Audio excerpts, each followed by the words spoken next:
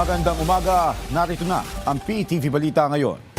Tiniyak ng Office of Civil Defense ang pinaigting na ugnayan ng national government at mga lokal na pamahalaan na apektado ng magnitude 7.8 na lindol. Ito ay para matiyak ang pinabilis na paghahatid ng tulong sa ating mga kababayan. Ayon kay OCD Administrator Undersecretary Harold Cabreros, General Santos City ang itinuturing na hardest hit na lugar matapos ang isinagawang assessment kahapon. Prioridad niya ngayon na matugunan ang pangangailangan ng mga ospital kung saan nagpadala ang OCD ng generator sets at gasolina para matiyak ang patuloy na supply ng kuryente. Nagpaalala naman si Cabrero sa publiko na manatiling nakaalerto at sumunod sa mga abiso at babala ng mga otoridad, lalo na't may banta pa rin ng aftershocks. Initially, doon sa mga assistance na maibigay natin ay yung mga kakulangan lang ng LGU kasi nakita natin ang LGU dito ay kaya niyang tugunan ang pangangailangan nila.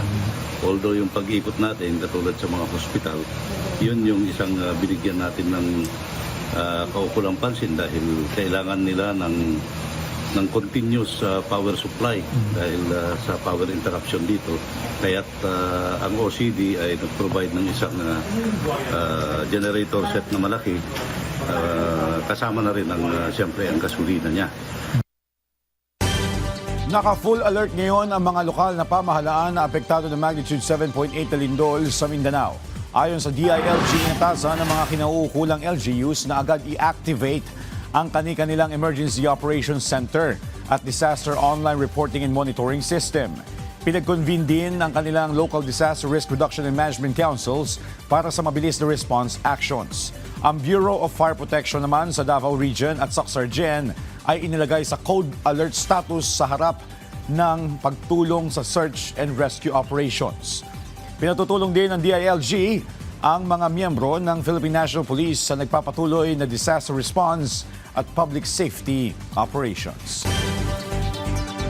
Samantala, agad na nagpadala ang Department of Education ng structural engineer mula sa central office para tumulong sa mga paaralan na apektado ng malakas na lindol. Batay sa rapid damage assessment ng DepEd as of 5 p.m. kahapon, 62 silid-aralan ang totally damaged. 73 naman ang may major damage, habang 381 classrooms ang bahagyang nagkaroon ng sira. Ayon kay Education Secretary Sonny Angara, higit 4 na milyong estudyante at 128,000 na mga guro at personnel ang apektado ng lindol.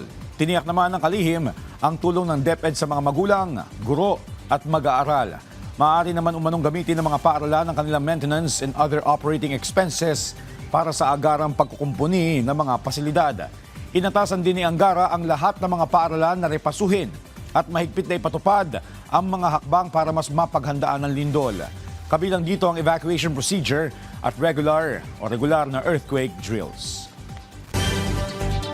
At yan ang mga balita sa oras na ito. Para sa iba pang updates, i-follow at ilike kami sa aming social media sites sa @PTVPH. Ako po si Joshua Garcia para sa Pambansang TV sa Bagong Pilipinas.